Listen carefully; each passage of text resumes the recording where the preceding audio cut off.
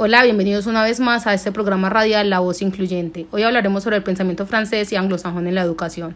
Nuestro invitado especial será el señor Nelson Rovier Mosquera Sánchez, aspirante a maestría en educación inclusiva e intercultural. Hola Nelson, ¿cómo te encuentras? Muy bien, gracias por la invitación a tu programa. Bueno Nelson, cuéntanos un poco más sobre la influencia de la colonialidad del pensamiento francés y anglosajón. ¿Qué aportes del pensamiento francés son relevantes para la educación en Latinoamérica? Bueno, antes de responderte ese gran planteamiento, es importante tener en cuenta que según Ríos, en el 2011, las ciencias de la educación y el concepto mismo de las ciencias de la educación surge bajo el contexto de normativizar y regular porciones de la recién consolidada República del siglo XVIII. Derivado de la Revolución Francesa, su consolidación llegaría más tarde hacia principios del siglo XX. Basándose en un modelo de observación y cuantificación científica, es decir, del hecho educativo o de la educación, ya que son un conjunto de disciplinas las cuales tienen un mismo objetivo de estudio.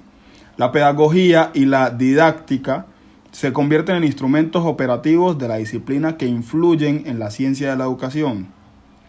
Para poder comprender la historia del origen de la pedagogía y su relación con la educación y el filósofo Emmanuel Kant y el sociólogo francés Émile Durkheim, en conjunto con la corriente idealista alemana, adoptaron elementos importantes que permitieron definir y consolidar la pedagogía. Es importante contarte que la revolución industrial que se produjo en el año 1760 tuvo un fuerte impacto en la pedagogía, puesto que se incentivó a la formación de una técnica de personas, lo que no solo la pedagogía se basa en la educación, sino también en la importancia de los procesos, hecho que se puede apreciar en la pedagogía moderna.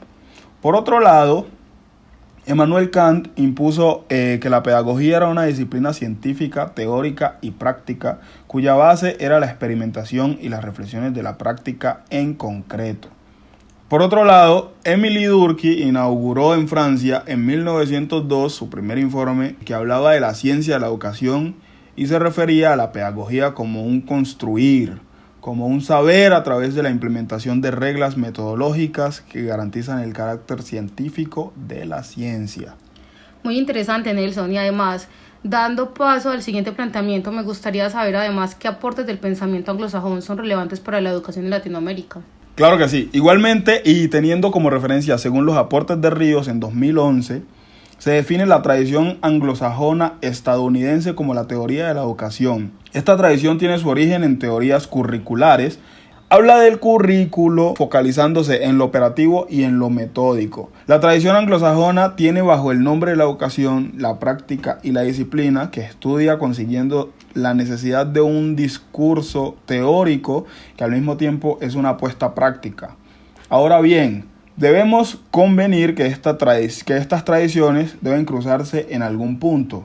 Estos puntos de cruce podrían ubicarse en ciertas características, como lo son ejemplos de la escuela-laboratorio, o también pueden existir cruces en tanto las emergencias conceptuales aplicadas como lo son el TECS para la clasificación de los niños o en los métodos de enseñanza.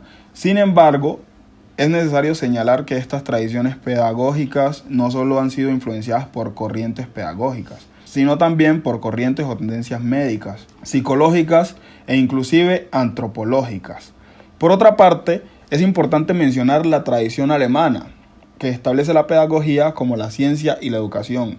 Su origen se deriva de los textos escolares, didácticos de Comenio y Joseph Ranke. La pedagogía se entiende como la ciencia desde la distinción de Wilhelm Dilthey en ciencias del espíritu y ciencias naturales, siendo a partir de Wurf en 1999 la pedagogía en Alemania se consolida como una disciplina científica a partir de la convergencia de la pedagogía humanística, la ciencia empirista de la educación y la ciencia crítica de la misma.